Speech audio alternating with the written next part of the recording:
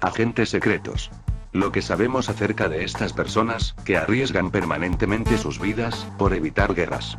Pero sobre todo es toda una hazaña ser un agente doble infiltrado entre ambos bandos. Estos tienen mucho mérito por el hecho de construir una doble vida que con un gesto equívoco, puede dictarles la sentencia de muerte. Estos agentes requieren muchas habilidades, como los actores que se hacen a cualquier papel, estos profesionales de su rama son capaces de embaucar a cualquiera. A continuación enumeraremos a los mejores espías o dobles agentes. Mata Hari. Muy pocos espías levantan tanta curiosidad como esta actriz y bailarina holandesa cuyo nombre real es Margaretha Gertruida Celle, y ya conocida por la historia de los espías como Mata Hari. Hija de un sombrerero, contrajo matrimonio con Rudolf Campbell McLeod, con el que tuvo 2 hijos, uno de ellos desgraciadamente envenenado por su niñera. Tras divorciarse por el alcoholismo de su marido, recibe una oferta de trabajo de la Oficina de Contraespionaje británica. Fue entonces cuando esta bailarina de danza hindú se convirtió en la legendaria Mata Hari, el ojo del día.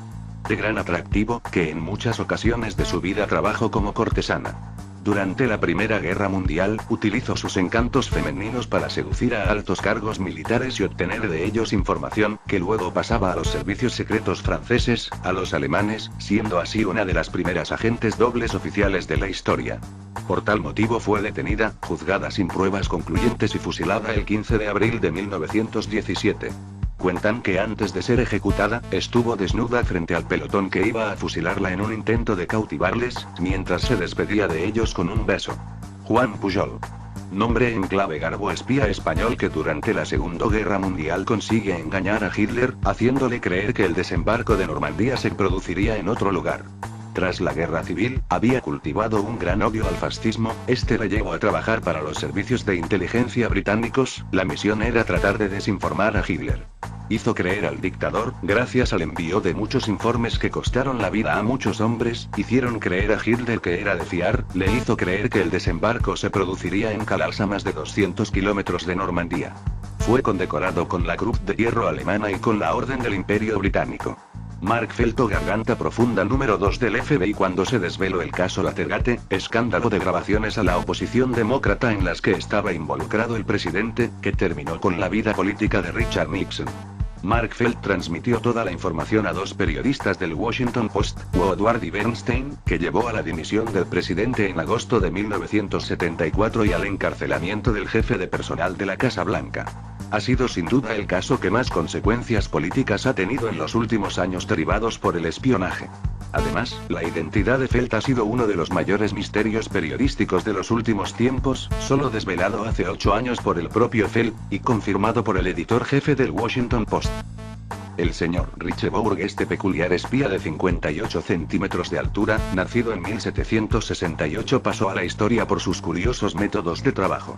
Fue reclutado con 21 años por una de las facciones de la Revolución Francesa como pasante de información de París a Orleans. En un momento donde los servicios de espionaje se reproducían, y donde unas 3.000 personas murieron guillotinados por este motivo, Richebourg destacó por su curioso método de trabajo. Este pequeño espía memorizaba los mensajes que recibía y posteriormente se disfrazaba de bebé y era trasladado con una manta. Lo hacían cruzar la frontera camuflado de recién nacido.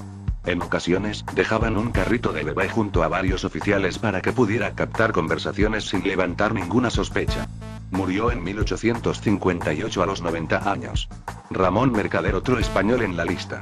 Miembro del PSUC, Partido Socialista Unificado de Cataluña, ingresó en los servicios secretos soviéticos gracias a su vínculo durante la AC. Viajó en 1937 a la URSS, donde fue entrenado específicamente y donde cambió su identidad por la de Jacques Mornard, que conservó siempre. La NKVD de Stalin le asignó una complicada misión: asesinar a Trotsky. Viajó a México, donde Trotsky vivía exiliado desde 1930. Tras ganarse su confianza para burlar la vigilancia con la que contaba, asesinó al revolucionario ruso golpeándole en el cráneo con una herramienta de escalador. Tras cumplir condena y mantener en secreto su identidad real, viajó a la URSS donde fue condecorado como un héroe. Falleció en Cuba en 1978. Aldrich Azenames. Durante mucho tiempo, la CIA fue muy criticada por no haber detectado antes las actividades de Ames. Superó 2 exámenes del polígrafo, en 1986 y otro más en 1991, lo que en ese momento puso en tela de juicio la validez del detector de mentiras.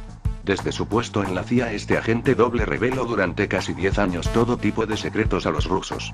Y será uno de los hechos más trascendentes en la carrera de este espía, fue la caza y captura en 1960 del criminal de guerra alemán, Adolf Eichmann, en un suburbio de la ciudad de Buenos Aires. Participó en la creación del legendario servicio secreto israelí, que dirigió personalmente entre 1952 y 1963. Markus Wolf. En muchas de las novelas de John le Carré, el protagonista Smiley tiene como antagonista a Karla, un enigmático jefe del espionaje de Moscú, que no duda en usar cualquier medio para lograr sus objetivos. Muchas veces se ha dicho que el modelo real que usó le Carré para crear a Karla no era otro que Markus Wolf, sin embargo el escritor lo ha desmentido en incontables ocasiones. Wolf fue apodado Romeo por su táctica de infiltrar espías en la República Federal de Alemania, dedicados a seducir secretarias de altos cargos del gobierno.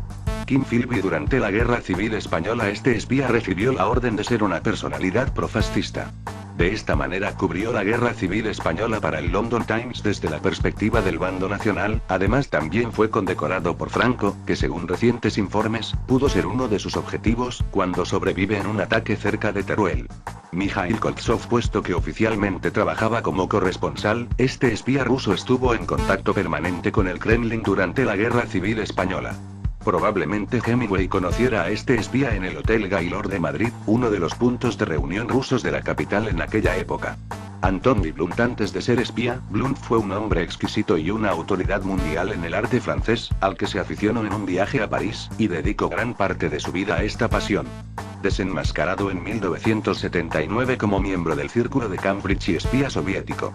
Trabajó durante años como conservador de la Pinacoteca Real y de los cuadros de colección privada de Isabel II, a la que sigue visitando hasta que en 1964 fue descubierto por el gobierno británico. Oleg Penkovsky. De nacionalidad rusa, nacido el 23 de abril de 1919, fue un coronel de la inteligencia soviética hasta principios de los 60. En el 62 advirtió a Occidente de que Rusia estaba instalando misiles en Cuba, que poco después se conocería como la crisis de los misiles. En julio de 1960 se acercó a un grupo de estudiantes estadounidenses que estaban de paso por la capital soviética y les entregó un paquete, que luego llegaría a manos de la Agencia Central de Inteligencia. Tardaron tiempo en contactar con él, ya que podía tratarse de una trampa del KGB, pensaban. También escribió a varias personas occidentales ofreciendo sus servicios como espía. Tampoco estos acercamientos no fueron escuchados, pensando que aún era agente doble. Finalmente logró persuadir al gobierno británico. La CIA se quedó con las ganas de reclutarle. En compensación, el gobierno británico prometió compartir la información. Fue capaz de suministrar planos e información de vital importancia de los misiles de Cuba. Desgraciadamente, antes de que pudiera siquiera acercarse a desactivarlos, fue descubierto por otro agente doble, George Black. Fue juzgado y condenado a muerte por espionaje. Existen referencias de este personaje en el libro La caza del Octubre Rojo, de Tom Clancy. Heinz Felfe. En varias ocasiones trabajó para los servicios de inteligencia de los nazis, Gran Bretaña, la Unión Soviética y Alemania Occidental. Entre 1951 y 1961 fue un agente doble muy eficaz. Nacido en Dresde, Alemania, su padre era oficial de investigación criminal. En la escuela se unió a la Liga de los Escolares Nazis. En este momento Hitler empezaba a ser conocido. Después de los 13 años se unió a las Juventudes Hitlerianas. 2 años después el partido nazi tomó el poder.